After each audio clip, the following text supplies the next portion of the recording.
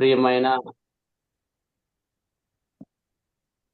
క్రీస్తు యేసునందు ప్రియమైన మరి సార్వత్రిక సంఘం గ్రూప్ లో ఉన్నటువంటి దైవజనులందరికీ మరి విశ్వాసులైనటువంటి మీకు అందరికీ మన ప్రభువును రక్షకుడైన యేసుక్రీస్తు సర్వశక్తి గల నామం పేరట ప్రత్యేక వందనాలు మీకు అందరికీ తెలియజేస్తా ఉన్నాం. అందరికీ వందనాలమ్మా. వందనాలండి. ఎక్కువగా ఉన్న వాళ్ళందరూ దేవునికి స్తోత్రం చెప్పండి. ఈరోజు మీ మధ్యకు ఒక సందేశాన్ని నేను తీసుకుని వస్తా ఉన్నాను. అదేమిటి అంటే, పక్షులు అన్నిటిలో పరిశుద్ధముగా జీవించేటువంటి ఒక పక్షి ఉంది. ఈరోజు ఆ పక్షి యొక్క చరిత్రను కొంత మాటలు మీకు మేము తెలియజేయాలని ఆలోచన కలిగి ఉన్నా. నేటి సమాజంలో క్రైస్తవులుగా ఉంటున్నటువంటి మనము ఏ విధంగా జీవిస్తున్నాము, ఏ విధంగా మన జీవన శైలి ఉన్నదో ఈ పక్షి మనకు ఎన్నో పాఠాలు నేర్పిస్తా ఉంది. ఆ పక్షి జీవితం నుండి 7 పాఠాలు ఈరోజు మనము తెలుసుకునే ప్రయత్నం చేద్దాం. ఆదికాండము 8వ అధ్యాయము 10వ వచనంలో ఒక పక్షి మనకు కనిపిస్తా ఉంది. అది నేను చదువుతాను, అందరూ చక్కగా వినాలని ప్రేమతో మీకు తెలియజేస్తా ఉంది. ఎంత అయ్యగారు? ఆదికాండము 8వ అధ్యాయము 10వ వచనం అని. అలాగే చదువుతాను అయ్యగారు. అతడు మరి 7 దినములు తాళి మరల ఆ నల్ల పావురమును ఓడలో నుండి వెలుపలకు విడిచెను. చదవండి. సాయంకాలమున అది అతని యొద్దకు వచ్చినప్పుడు తుంచబడిన ఒలీవ చెట్టు ఆకు దాని నోట నుండి గనుక నీళ్లు భూమి మీద నుండి తగ్గిపోయినని నోవహు తెలుసుకున్నాను. చాలండి. దేవుని జనాంగమా, దేవుని బిడ్డలైన మీకు అందరికీ ఈరోజు ఒక పక్షి జీవితంలో నుండి కొన్ని పాఠాలు మనం నేర్చుకునే ప్రయత్నం చేస్తున్నాము. ఆ పక్షి పేరు ఏమిటి అంటే పావురము. పావురము నిష్కలంకమైందిగా, అది పరిశుద్ధమైందిగా మనకు చరిత్ర చెప్తా ఉంది. ఈ పావురం యొక్క చరిత్ర మనము ఆదికాండంలో మనం చూస్తూ ఉంటాం. నోవహు అనే ఒక భక్తుడు ఉన్నాడు. ఆ భక్తుడు జీవించినటువంటి ఆ కాలంలో ప్రపంచమంతా కూడా పాపముతో నిండిపోద్ది. ఎవరిష్టానుసారమైన వారి జీవితాలు వారు జీవిస్తూ ఉంటారు. ఎవరు కూడా దేవుని మాట వినరు. ఆదాము నుండి నోవహు వరకు 7వ తరం, 7 తరాలు మాట. ఈ తరంలో మరి నోవహు అక్కడే నీతిమంతుడిగా కనిపిస్తాడు. మిగతా వాళ్ళు ఎవరు కూడా నీతిమంతులుగా కనిపించరు దేవాది దేవునికి. ఎందుకంటే వారు చేస్తున్నటువంటి పాపాలు మరి పరిమితులు దాటి, హద్దులు దాటి దేవుని యొక్క మరి శిక్షకు గురైపోయిన సందర్భాలు మనం చూస్తూ ఉంటాం. నోవహుకు దేవుడు చెప్తాడు, నోవహు, ఈ ప్రపంచం అంతా కూడా పాపంతో నిండిపోయింది కాబట్టి నువ్వు నీ వాడిని సిద్ధపరచుకో. నీకు 3 కుమారులు 3 కోడళ్ళు, మీ ఇద్దరు 8 మంది కలిసి ఆ వాడలో ప్రవేశించండి. ఈ లోకంలో సకల జీవ వృక్షాలు, జీవులు 2 చొప్పున నేను వాళ్ళలోనికి మరి ప్రవేశించినట్లుగా నేను చేస్తాను అని దేవుడు నోవహుతో చెప్పడం. నోవహు మరి చాలా రోజులు ఆ ప్రాంతం అంతా కూడా సువార్త చేయడం, ఆ తర్వాత ప్రజలు ఎవరు కూడా నమ్మకపోవడం, విశ్వసించకపోవడం, పైగా నోవహుని భయంకరంగా తిట్టడం అవి చేసి ఉంటారు. కానీ నోవహు ఎవరినన్నా కానీ దేవుడు చెప్పాడు వాడ చేయమన్నాడని చెప్పి వాడ సిద్ధపరుస్తూ ఉంటాడు. తన కుమారులు కోడళ్ళు అందరూ కూడా సహాయం చేస్తూ ఉంటారు. ఎలాగైతే మొత్తం దాని కొలతలో, దాని యొక్క పొడుగు, ఎత్తు అవన్నీ కూడా దేవుడు కొలతలో చెప్తాడు నోవహుకి. అదే విధంగా నోవహు చక్కగా వాడ చేశాడు, సువార్త ప్రకటించాడు. ఎవరు వినలేదు. 8 మంది వాడలోకి వెళ్ళిపోతారు. తర్వాత దేవుడు ఆజ్ఞాపిస్తాడు, జీవులన్నీ కూడా లోపలికి వెళ్తాయి. ఆ తర్వాత దేవుడే తూర్పు వేసేయడం మనం చూస్తూ ఉంటాం. ప్రచాండమైన వర్షము 120 రోజులు, 40 రాత్రులు 40 పగలు, 150 రోజులు ఇంచుమించుగా మరి అక్కడ రావడం మనం చూస్తూ ఉంటాం. ఆ సమయంలో కొన్ని రోజులు వాళ్ళలో ఉంటారు ప్రజలు, 8 మంది. భూమి మీద నీరు ఇంకిపోయిందా లేదా అనే విషయం తెలుసుకోవడానికి ముందు కాకిని పంపిస్తాడు. ఆ కాకి శవాల మీద పడిపోయి ఆహారం తింటూ అక్కడే ఉండిపోయినట్లుగా మనం చూస్తూ ఉన్నాం. ఆ తర్వాత కొన్ని రోజులు పోయిన తర్వాత మరలా నోవాహు ఏం చేస్తాడంటే పావురాన్ని బయటకు వదులుతాడు. ఆ పావురము ఏం చేస్తుందంటే ఒలీవ కొమ్మ పట్టుకుని వెళ్ళి నోవాహుకి అందజేసినట్లుగా మనం చూస్తూ ఉంటాం. ఈరోజు పావురంలో ఉన్నటువంటి 7 ప్రాముఖ్యమైన విషయాలు మనం చూస్తాం. ఇంకా పావురం గురించి లోకాసు వార్త 3:21-22 కూడా పావురం గురించి ఎన్నో విలువైన మాటలు దేవుడు రాయించాడు. అయితే ఈరోజు పావురంలో 7 ప్రాముఖ్యమైన విషయాలు ఏంటంటే, పావురము పరిశుద్ధాత్మకు సాదృశ్యంగా మనకు కనిపిస్తా ఉంది. పావురము పరిశుద్ధాత్మకు సాదృశ్యంగా మనకు కనిపిస్తుంది. చూడండి, పావురము చేదు ఉండదంటండి. పావురములో మొట్టమొదటి లక్షణం ఏంటంటే పావురములో చేదు ఉండదు. రూతు గ్రంథము 1:21 చేదుగా మారిన నయోమి అని రాసి ఉంటుంది. నయోమి అంటే చేదుగా మారిపోయిందంటే, అంటే ఆమె జీవితము, నయోమి జీవితం చేదుగా మారిపోయింది. ఎలా మారిపోయింది అంటే, మరి ఆ యొక్క బెత్లెహేము నుండి బయలుదేరింది ఆవిడ, ఎక్కడికో వెళ్ళిపోయింది. ఆ ప్రాంతం వెళ్ళిపోయి తన బిడ్డలను పాడు చేసుకుంటూ, తన బిడ్డలను చనిపోయారు, తన భర్త చనిపోయాడు, అన్ని చనిపోయినట్లుగా మనం చూస్తూ ఉంటాం. తర్వాత తన కోడలు మాత్రమే రూతు ఒక్కరే ఆమెను హత్తుకుని ఉన్నట్లుగా మనం చూస్తూ ఉంటాం. అయితే ఇక్కడ పరిశుద్ధాత్మ దేవుడు మరి పావురము ఎవరి హృదయాలు అంటే, పరిశుద్ధాత్మ దేవుడు ఎవరి జీవితాల్లో ఉంటాడో వారిలో చేదు ఉండదు, వారిలో కలంకం ఉండదు, వారిలో మరి దోషణ ఉండదు, అపహాస్యాలు ఉండవు. అంత మంచి కార్యక్రమాల జీవితంలో జరుగుతాయి. కారణం ఏంటంటే చేదు అనే ఒక లక్షణం వారిలో ఉండదు. కాబట్టి పావురానికి ఏముండదంటమ్మా, చేదు కొట్టు ఉండదంట. పావురానికి చేదు అనేది ఉండదు అని వాక్యం మనకు తెలియజేస్తాం. రెండోది నిష్కలంకమైన చూపు, జాలిగల చూపు అంటారు. ఏ చూపు అంటున్నాము? నిష్కలంకమైన చూపు. పావురం ఎప్పుడు కూడా మంచిగా చూస్తుంది. తన చూపే అటువంటిది, చాలా విలువైనటువంటి చూపు దానికి ఉంటుంది. బైబిల్ గ్రంథంలో మరి సౌలు దావీదును విస్తపు చూపు చూపాను అని అంటారు. విస్తపు చూపు అంటే అతనిలో పరిశుద్ధాత్మ దేవుడు లేకపోతే ఇతరులను చంపాలి, ఇతరులని కీడి చేయాలి అనే ఒక ఆలోచన వారి హృదయాల్లో ఉంటుంది. చూడండి, దావీదు గొలియాతును చంపిన తర్వాత మరి సౌలు వాగ్దానం చేసినట్లుగా రాజ్యము దావీదుకి ఇవ్వాలి, తన కుమార్తెనిచ్చి వివాహము చేయాలి. ఎప్పుడైతే గొలియాతుని చంపి విజయోత్సాహంతో మరి ఆ తల తెచ్చి, గొలియాతు యొక్క తల తెచ్చి దావీదు దగ్గర తెస్తాడో, అప్పుడు ప్రజలందరూ కూడా దావీదుని ఎంతగానో మెచ్చుకునే సందర్భం మనకు కల్పిస్తూ ఉంటారు. అప్పుడు అతని హృదయము ఆనందకరంగా సంతోషకరంగా ఉంటది. సౌలు హృదయం మాత్రము చాలా బాధకరంగా ఉంటది. అప్పటి నుంచి అతని మీద విసపు చూపు చూస్తూ ఉంటాడు. ఎప్పుడు చంపాలా అనే విసపు చూపు చూస్తూ ఉంటాడు.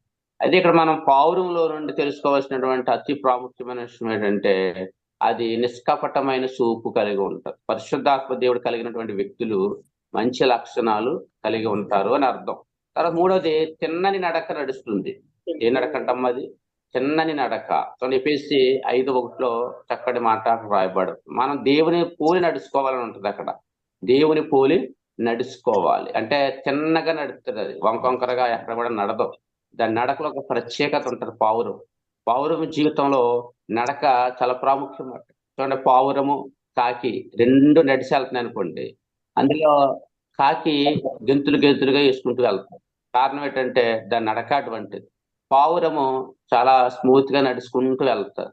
మన జీవితాల్లో కూడా మన నడక కూడా ఎలా ఉండాలంటే పావురం వలె ఉండాలి మన నడక. అందుకే కదా బైబిల్లో కీర్తన గ్రంథం 1 అధ్యాయం 1 వచనంలో దుష్టుల ఆలోచన చొప్పు నడవక, పాపుల మార్గము నిలవక, అపహాస్యులు కూర్చుండి చోటున కూర్చుండక అని దావీదు చక్కగా రాస్తా ఉన్నాడు. అక్కడ అద్భుతమైన మాట ఉంది చూడండి. దుష్టుల యొక్క ఆలోచన చొప్పున నడవకూడదు. ఈ కాకి యొక్క నడక అంతా కూడా అటువంటిదే. దుష్టులు ఎక్కడైతే ఉంటారో వారి గుండా నడుచుకుంటూ వెళ్తారు. పాపులు ఎవరైతే ఉన్నారో వారి మార్గంలో నడుస్తూ ఉంటారు. అపహాస్యం చేసిన వాళ్ళు ఎవరైతే ఉంటారో అక్కడ ఉంటారు. మరి పావురం యొక్క నడక ఎలా ఉండాలంటే యెహోవా ధర్మశాస్త్రమునందు ఆనందించుచు దేవరాత్రులు ధ్యానించేవాడు ధన్యుడు. ధన్యకరమైన జీవితం నడాలి మనం. అది మంచి అనుభవంలోనికి మనం వెళ్తుంది అనమాట. పావురము మన జీవితాల్లో ఒక పాఠం మనం నేర్పిస్తా ఉంది. మన నడక, మన చూపు అన్ని కూడా దాని యొక్క విధానం అంతా కూడా మనకు నేర్పిస్తా ఉందని వాక్యం మనకు తెలియజేస్తాం. కాబట్టి చిన్నని నడక అది నడుస్తుంది అని వాక్యం మనకు తెలియజేస్తాం. తర్వాత 4వ పాయింట్ ఏంటంటమ్మా, యెహెజ్కేలు గ్రంథం 3 అధ్యాయం 3 వచనంలో ఒక అద్భుతమైన మాట ఉంటది అక్కడ. అదేంటంటే శ్రేష్టమైన ఆహారం అది తింటదంట. శ్రేష్టమైన ఆహారము అది తింటుంది అని బైబిల్ మనకు స్పష్టంగా తెలియజేస్తా ఉంది. యెహెజ్కేలు గ్రంథము ఏమన్నా ఒకటి తీయగలిగితే తీయండి అమ్మ ఒకసారి. యెహెజ్కేలు గ్రంథము 3 అధ్యాయం 3 వచనం. నరపుత్రుడా, ఆయ్. నేనిచ్చుచున్న ఈ గ్రంథమును ఆహారముగా తీసుకొని దానితో నీ కడుపు నింపుకొనుమని నాతో సెలవీయగా నేను దాన్ని భక్షించి తిని అది నా నోటికి తేనె వలె మధురముగా నుండును. చాలమ్మా దేవుని స్తోత్రం. హల్లెలూయా. ఇక్కడ హల్లెలూయా. ఇక్కడ పావురము శ్రేష్టమైన ఆహారం తింటుంది. శ్రేష్టమైన ఆహారం అది ఏది పడితే అది తిందవు. పావురం ఎప్పుడు కూడా చాలా విలువైన ఆహారాన్ని తింటుందని బైబిల్ తెలియజేస్తాం. చూడండి, కాకి ఉందనుకోండి. ఈ కాకి చనిపోయినటువంటి చోటకి వెళ్ళి అది అక్కడ పొడుచుకుని తింటున్న సందర్భం మనం చూస్తూ ఉంటాం. అలాగే అపరిశుభ్రంగా ఉండేటువంటి ప్రదేశాలకు కూడా వెళ్ళిపోతూ ఉంటది కాకి. కానీ పావురం జీవితం అంతా కూడా చాలా డిఫరెంట్ గా ఉంటది. అది చచ్చినటువంటి మాంసం కానీ, చచ్చినటువంటి ప్రదేశాలకు కానీ, ఆ అపరిశుభ్రమైన ప్రదేశాలకు కానీ అది వెళ్ళదు. దాని యొక్క జీవితం అంతా కూడా చాలా డిఫరెంట్ గా ఉంటుంది. అందుకనే ఆహారము, ఏ ఆహారం తినమంటున్నాడంటే దేవుడి యెహెజ్కేలు గ్రంథంలో మంచి ఆహారం తినమంటున్నాడు. దేవుని వాక్యమనే ఆహారం తినమంటున్నాడు. దేవుని వాక్యమనే ఆహారం. ఆహారం ఎలా ఉండాలంటే అబద్ధ బోధ ఉండకూడదు. కల్పించి అటు ఇటు తిప్పేటువంటి బోధ ఉండకూడదు. ఆహారం ఎలా ఉండాలంటే మరి యోహాను సువార్త 6 అధ్యాయం 51 రాయబడిన ప్రకారం ఆహారము జీవం కలిగించే ఆహారమే ఉండాలి. యేసుప్రభు చెప్తున్నాడు, దేవుని శరీరం అనే ఆహారం తినాల. యేసుప్రభు శరీరం మనకు ఆహారం లాంటిది. అటువంటి ఆహారం తినమని బైబిల్ తెలియజేస్తుంది. ఈ రోజున వాక్యం అనే ఆహారం చాలా చోట్ల దొరుకుతూ ఉంది. అయితే ఆహారంలో చాలా సరి చేసుకోవాల్సినవి, సరిదిద్దుకోవాల్సినవి చాలా ఉన్నాయి. ఒక్కొక్కరు ఒక్కొక్క రకమైనటువంటి బోధ చేస్తా ఉన్నారు. అందుకనే ఆ బోధలో మనం పడిపోకూడదు. మనం సత్యమైన బోధలోకి వెళ్ళాలి. ఉదాహరణ చెప్తున్నాను చూడండి. కొంతమంది బోధ విధానం ఎలా ఉంటుందంటే కానుకలు ఇవ్వకూడదు, దశంభాగాలు ఇవ్వకూడదు అని ఖచ్చితంగా చెప్తారు. అది ఇవ్వకూడదు, తప్పు అని కూడా కొన్ని సంఘాల్లో బోధిస్తారు. ఇప్పుడు వాక్యం ఏం చెప్తుంది అంటే ఇచ్చుట ద్వారా ఆశీర్వాదం. దేవుడు మనకి ఇస్తాడు, మనం దేవునికి ఇవ్వాలా. అలా ఇస్తే దేవుడు మన కుటుంబాన్ని, మన జీవితంలో బిడ్డలందరినీ కూడా ఆశీర్వదిస్తాడు. కోల్గేట్ అనే ఒక వ్యక్తి ఉన్నాడు. అతడు దేవునికి ఫస్ట్ 10 రూపాయలు వస్తే రూపాయి ఇచ్చేవాడు, 100 రూపాయలు వస్తే అలా ఇచ్చేవాడు. అతని జీవితము అంచెలంచెలుగా మారటం ప్రారంభించింది. అక్కడి నుంచి 10% తీసాడు, 20% తీసాడు. ఇప్పుడు 100 రూపాయలు వస్తున్నాయి అనుకోండి, 70 రూపాయలు దేవునికి ఇచ్చేస్తున్నాడంట, 30 రూపాయలు తీసుకుంటున్నాడంట. అంటే అతని జీవితము అలా మారిందని వాక్యం తెలియజేస్తాం. ఇవ్వడం నేర్పించాలి సంఘాన్ని. ఇచ్చడి ద్వారా ఆశీర్వాదం అనే బోధ మనం వినాలి. రెండవది ఏంటంటే కొన్ని అంజులు పెట్టి పదార్థాలు తినకూడదని వాక్యం తెలియజేస్తే కొంతమంది ఏమని చెప్తారంటే తినొచ్చు, ఏం పర్లేదు, దానికి ఏం పర్లేదు అని కొంతమంది చెప్తారు. అలా తినడం ద్వారా మనకి ఏం కలుగుతుందంటే మన విశ్వాసం కోల్పోతాం. కొన్ని రోజులకి సాతాను యొక్క క్రియలు మనలోకి వచ్చే అవకాశాలు కూడా ఉంటాయి. అలా ఇటువంటి బోధలు మనం ఎప్పుడు కూడా వినకూడదు. వాక్యం ఎలా చెప్తే అలా వినటం నేర్చుకోవాలి. అందుకనే శ్రేష్టమైన ఆహారం తింటుంది అని మనం కూడా మన జీవితాల్లో మంచి ఆహారం తినేవారుగా మనం ఉండాలి. తర్వాత 5వ పాయింట్ ఏంటంటే ఇది సహవాసం కలిగి ఉంటుంది. అపోస్తుల కార్యము 2వ అధ్యాయము 42వ వచనంలో మనం కలిసి మెలిసి దేవుని స్తుతించేవారుగా ఉండాలి. సహోదరులు 131 సహోదరులు ఐక్యత కలిగి నివసించుట ఎంత మేలు ఎంత మనోహరము అని బైబిల్ తెలియజేస్తుంది. ఈ యొక్క పావురము ఐక్యత కలిగి జీవిస్తుంది, మంచి సహవాసం కలిగి జీవిస్తుంది, అందరితో స్నేహం చేయదు, ఎవరు పెడితే వాళ్ళతో స్నేహము చేయదని మంచి వారితోనే స్నేహం చేస్తాం. అలా మన జీవితాల్లో కూడా మనం మంచివారితో స్నేహం చేసేవారుగా మనం ఉండాలి. ఆత్మీయులతో స్నేహం చేసినట్టుగా ఉండాలి. వాక్యాన్ని చర్చించుకుని మరి ఒకరికొకరు ప్రోత్సాహపరుచుకున్నటువంటి వారితోనే మన స్నేహము ఉండాలని పావురం జీవితం ద్వారా మనం కొన్ని విషయాలు నేర్చుకుంటా ఉన్నాం. 6వది పావురము ద్వారా సువార్త ఉత్తరములు పంపించవచ్చు అంట. పావురము ద్వారా సువార్త ద్వారా ఉత్తరం పంపించవచ్చు. ఆదికాండం 8వ అధ్యాయం 11వ వచనంలో మంచి వార్తను అందించిన పావురము అని ఉంది. మంచి వార్త అందించిందండి. అక్కడ నోవహు కాకిని పంపించాడు.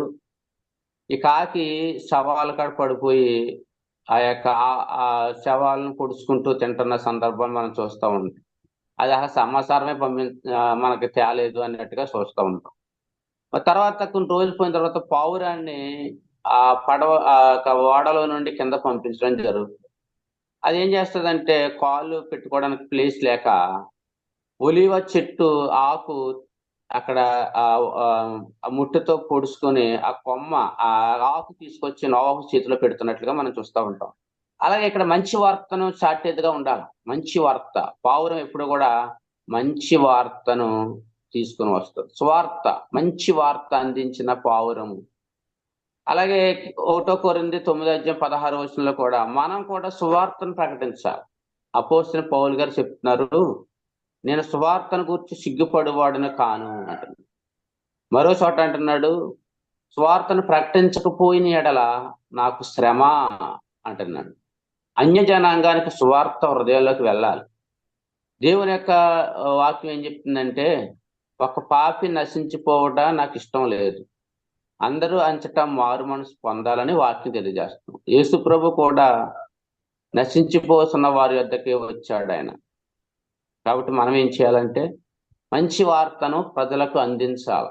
నీకు తెలిసిన రక్షణ సువార్త ప్రజలకు చెప్పాలి. చెప్పడం ద్వారా ఏదో ఒక రోజున ఆ వ్యక్తిలో మార్పు వస్తుంది. ఒక విత్తనం నువ్వు వాళ్ళ హృదయాల్లో వేయాలి. వేస్తే అది ఎప్పటికప్పుడు ఫలించి అభివృద్ధి చెందుతుంది. ఆ పని నువ్వు నీకు నాకు అప్పగించాడు దేవుడు. పరలోకంలో నుండి వచ్చిన దేవదూత కూడా పని అప్పచెప్పలేదంటాడు. పరలోకంలో నుండి వచ్చిన దేవదూత వచ్చి నేను సువార్త బోధిస్తాను ప్రభువా పంపించు అంటే నువ్వు పంపించి చెప్పడానికి వీలు లేదు. ఆ కింద నా యొక్క ప్రజలు ఉన్నారు, నా బిడ్డలు ఉన్నారు, వారు చెప్తారు సువార్త అని చెప్పి దేవుడు ఆ బాధ్యత నీకు నాకు మనందరికీ అప్పగించాడు. కాబట్టి పావురము మంచి వార్తను అందించింది అనే విషయాన్ని మనం జ్ఞాపకం చేసుకోవాలి. ఆ తర్వాత పాత నిబంధనలో పాపము నిమిత్తమై పావురముకున్న పావురాన్ని రక్తాన్ని వాడేవారంట. చూడండి, ఇది చాలా ప్రాముఖ్యమైన విషయం. పాత నిబంధన కాలంలో ఇబ్రి పత్రికలో 9:22 అంటాడు, అలాగే 10వ అధ్యాయం 3 నుండి 6 వరకు ఏం మాటలు చెప్తారంటే రక్తము సిందించకుండా పాప క్షమాపణ లేదు, రక్తము సిందించకుండా పాప క్షమాపణ లేదు అని వాక్యం తెలియజేస్తాం. 1 యోహాను 1:7 యేసు రక్తం ప్రతి పాపము నుండి విడుదల దయచేను అనే మాట రాయబడి ఉంది. చూడండి, పాత నిబంధన కాలంలో మోషే ధర్మశాస్త్ర ప్రకారంగా ఒక వ్యక్తి పాపం చేశాడు అనుకోండి, 2 గువ్వలను పట్టుకెళ్ళి, గువ్వలు అంటే పావురం పట్టుకెళ్ళి అక్కడ బలిపీఠం దగ్గర వధించాల. ప్రత్యక్ష గుడారం దగ్గర కట్టుకెళ్ళి ఏం చేయాలమ్మా?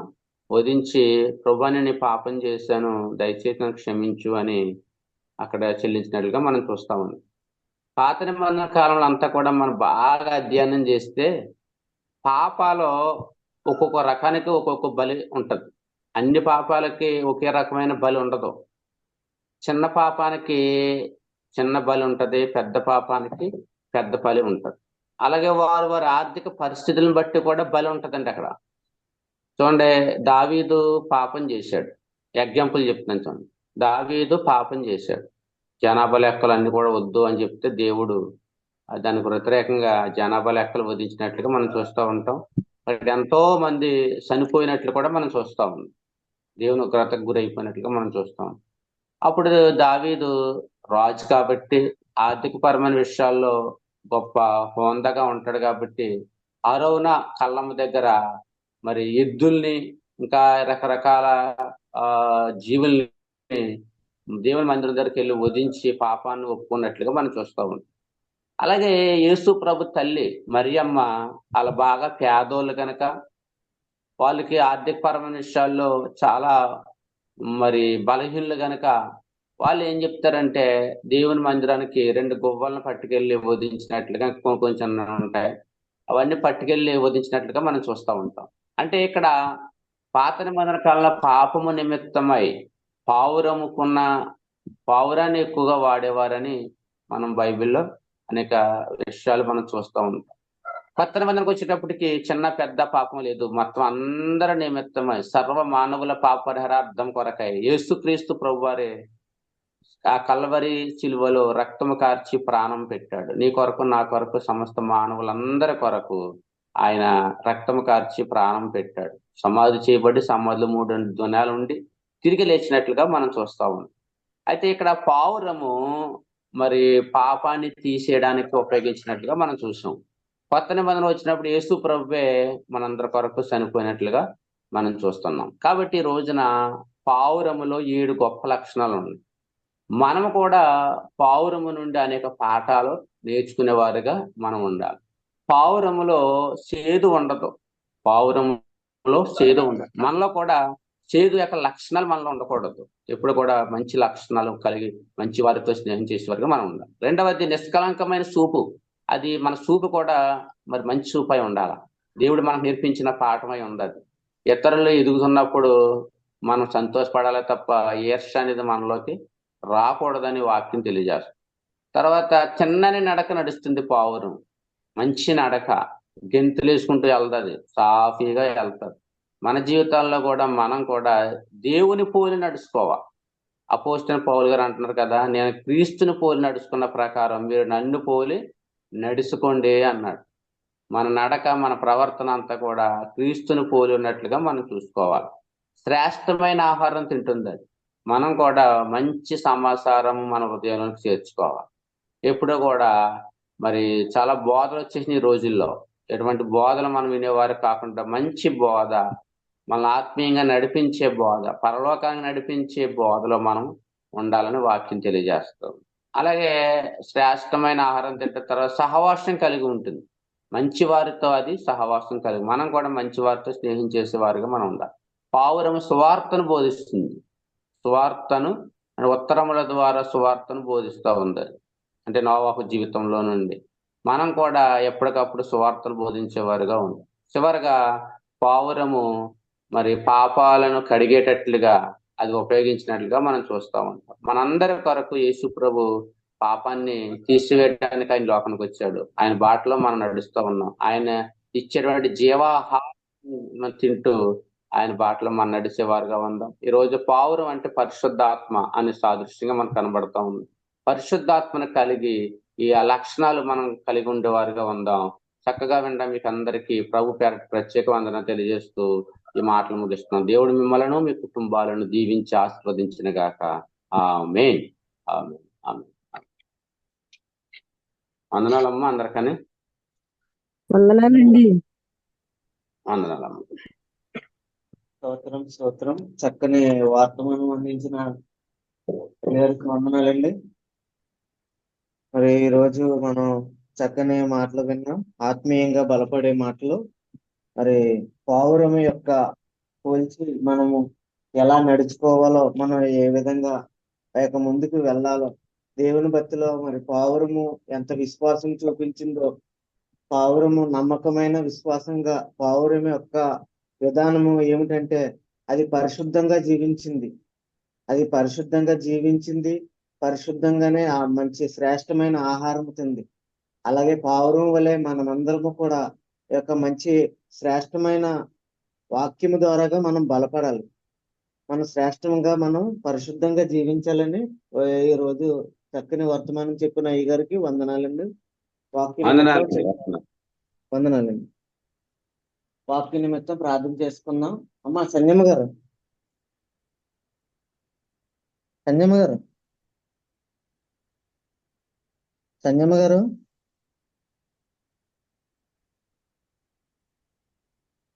హైమావతి గారు, వందనాలండి. చెప్పండి బాబు. అమ్మ ప్రార్థన చేయండి అమ్మ. అలాగే అండి. స్తోత్రములైనా స్తోత్రం వాక్య తండ్రి, నిమిత్తం స్తోత్రములైనా స్తుతులు స్తోత్రాలయ్యా. పరిశుద్ధుడా పరిశుద్ధుడా పరిశుద్ధుడా. ఇదిగో నా తండ్రి, ఈ రోజు నా తండ్రి మరిగా నాయన పాషగారి ద్వారా వాక్యం ద్వారా నా తండ్రి అయ్యా మీరు మాతో మాట్లాడి ఉన్నారు ప్రభా. అయ్యా ఇదిగో నా తండ్రి కాకిలాంటి స్వభావం కాకుండా నాయన అయ్యా పౌరం లాంటి మనసును మాకు దయచేయండి అయ్యా. పౌరం లాంటి నడకను మాకు దయచేయండి దేవా. యేసయ్యా నీకు వందనాలు స్తోత్రాలు తండ్రి నాయన. పరిశుద్ధాత్మ తండ్రి నీకు వందనాలయ్యా. యేసయ్యా నీకు వందనాలు చెల్లించుకుంటున్నాను తండ్రి. అనేక వాక్యాలు విని ఉన్నాం ప్రభా. వాక్యానుసారమైన జీవితాలు నాయన మాకు దయచేయండి అయ్యా. అయ్యా మేము వినేవారి వలె ఉండేట్టుకు నాయన మీరు మాకు సహాయం చేయండి తండ్రి. అయ్యా నీ వాక్యాలు విని నాయన నీ వాక్యాలను ధ్యానించే శక్తిని మాకు దయచేయండి ప్రభా. నీకు వందనాలు ప్రభా. పరిశుద్ధాత్మ తండ్రి నీకు వందనాలు చెల్లించుకుంటున్నాను తండ్రి నాయన. దినం అనేక వాక్యాల ద్వారా మీరు మమ్మల్ని ఎంతగానో బలపరుస్తున్నాయన, స్థిరపరుస్తున్నంత నీకు వందనాలు చెల్లించుకుంటున్నాను తండ్రి నాయన. పరిశుద్ధాత్మ తండ్రి నీకు వందనాలు చెల్లించుకుంటున్నాను తండ్రి. ఈ రోజు నా తండ్రి నాయన అనుదినం నా తండ్రి నాయన మీరు మాతో మాట్లాడుతున్న విధానాన్ని బట్టి నీకు వందనాలు స్తోత్రాలు చెల్లించుకుంటూ నాయన ఇదిగో నా తండ్రి పౌరం లాంటి తెల్లని మనసు నాయన, మంచి మనసును నా తండ్రి నాయన అయ్యా మంచి నడకను మాకు దయచేస్తున్నది నీకు వందనాలు స్తోత్రాలు ప్రభా. స్తోత్రాలు ఆయన స్తోత్రాలు చెల్లించుకుంటున్నాను తండ్రి. అవును తండ్రి పాపలు నడిచే మార్గంలో మేము నడవద్దు నా తండ్రి నాయన. అపవాదులు కూర్చుండే చోట మేము కూర్చోకూడదు నా ప్రభా నా తండ్రి నాయన. అయ్యా నాయన నీ అందు నాయన నా తండ్రి మేము ఉండటకు సహాయం చేయండి తండ్రి నాయన. పరిశుద్ధాత్మడా నీకే స్థితిని స్తోత్రాలు చెల్లించుకుంటామయ్యా. దైవ సేవకులు ద్వారా నాయన వాక్యాలు బోధించి ఉన్నారు ప్రభా నాయన. నాయన మరి సేవకులు వచ్చిన నోటు ప్రతి ఒక్క మాట కూడా నాయన వర్ధెల్లుటకు మీరు సహాయం చేయండి తండ్రి నాయన. పరిశుద్ధాత్మడానికి వందనాలు తండ్రి. అవును తండ్రి మరి ఇదిగో నాయన దర్శన భాగాలు కానుకల విషయంలో ఏదైనా విషయంలో నా ప్రభా అయ్యా ప్రతి ఒక్కరు ముచ్చటకు ముందుండే కృపను దయచేయండి తండ్రి.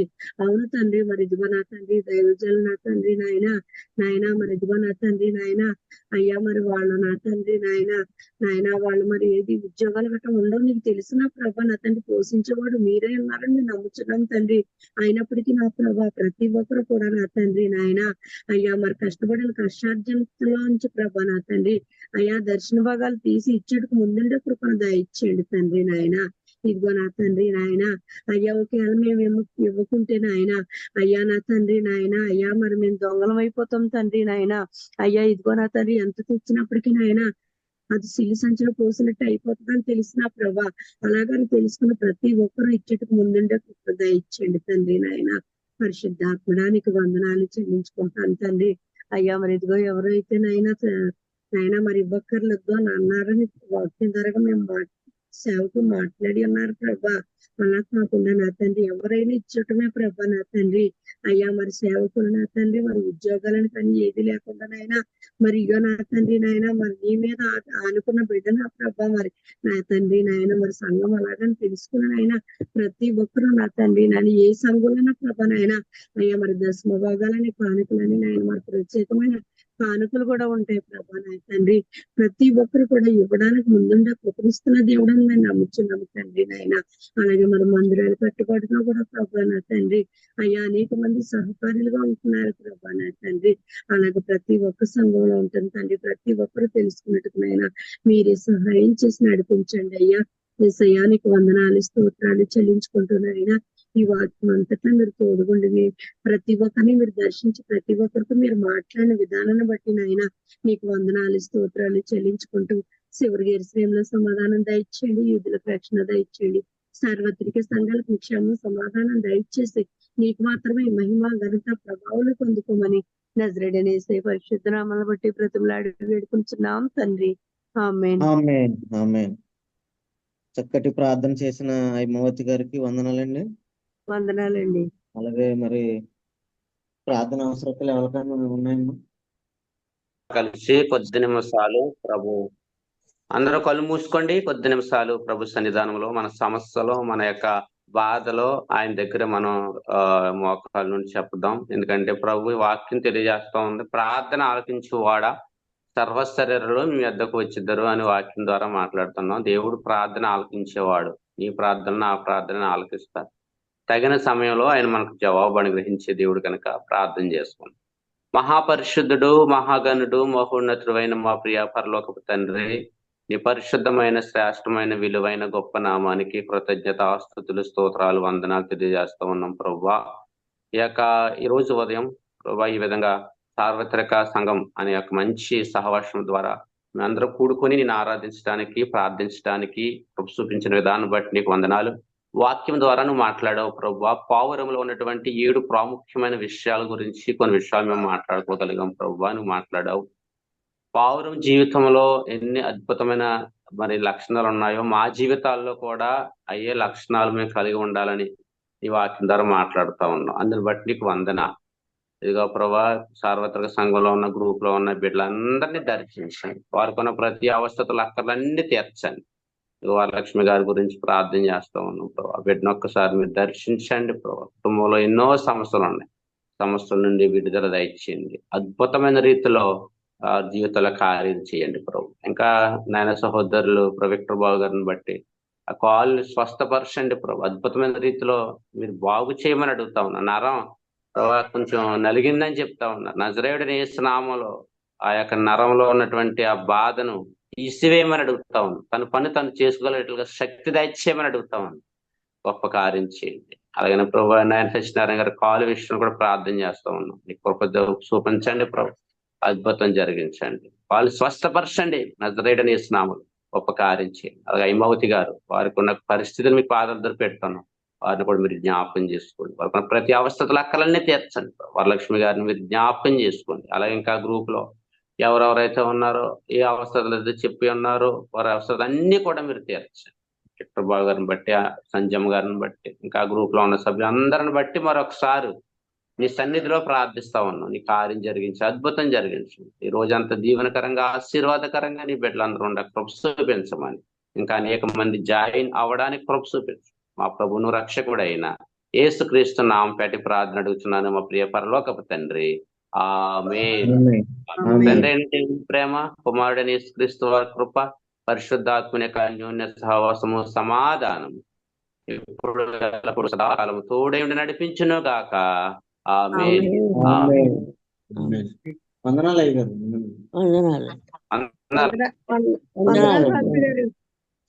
వందనాలు అందరికీ వందనాలు.